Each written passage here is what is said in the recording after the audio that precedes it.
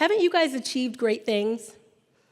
And when you achieve that promotion, or you achieve that new title, or you achieve that net worth, or you achieve whatever it is that you've been striving for, it's not just confidence you get, but sometimes you get a little bit of an ego. Now, if you're working on a team, guess what's going to get in the way? An ego. If you would have seen all 7 of us train prior to those Olympic Games in Atlanta, Georgia, you would have seen 7 individuals training separately. We were all training 5 to 7 hours a day, waking up at 5 o'clock in the morning, going to practice 6 o'clock in the morning, and then staying 7 hours of practice. And this is what we did together at those Olympic Games.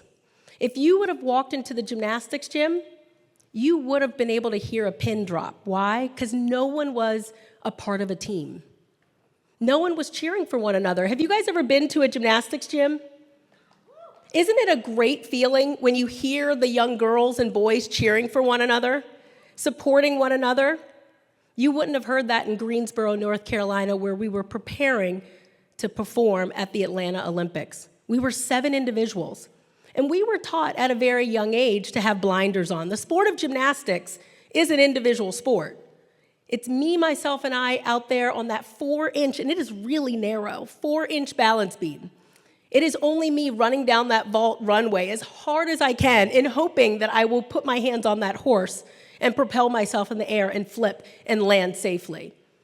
It was an individual sport. However, this was our opportunity to make history as a team. And we didn't get it right away. I was 19. I was the grandma of that team.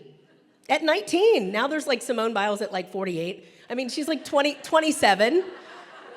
It's impressive what these young women are doing. I am so grateful to be retired, so grateful. But I was 19 years old, I had an ego. In 1994, I signed a full scholarship to Stanford University, and I had an opportunity to compete to become a cardinal and go out west in the nice warm climate-ish there, it gets really cold at times, or to train for another Olympic Games in Atlanta, Georgia on my home soil. I decided to choose the latter. And in doing so, I became a professional athlete. So it was all about a business at a young age. It was all about a brand. It was all about endorsements, opportunities like these. And so those 6 girls, a number of them were professional gymnasts as well. We were vying for the same opportunities. How was I going to really see them as a teammate? I'm competing against them, not only on the floor, but off the floor. One day, we were picking from our affirmation jar, and I love that I'm speaking to women, because when I bring this up to men, they're like, snoozing. I love affirmation jars. I love Post-it notes. I love reminders that I have up on my mirrors and my walls that remind me that I am enough, that I have what it takes, that I am smart enough, that I am going to persevere, that I've got the grit, I've got the willpower, I've got the drive, whatever it is. Those positive words and sayings really resonate with us women. And each and every day, training for those Olympic Games, we're picking from an affirmation jar. And they were great affirmations. Our head coach, Mary Lee Tracy, she loved that kind of stuff. But for whatever reason, one day, and this is midway into our training, we picked from an affirmation jar, and it's a simple saying, team.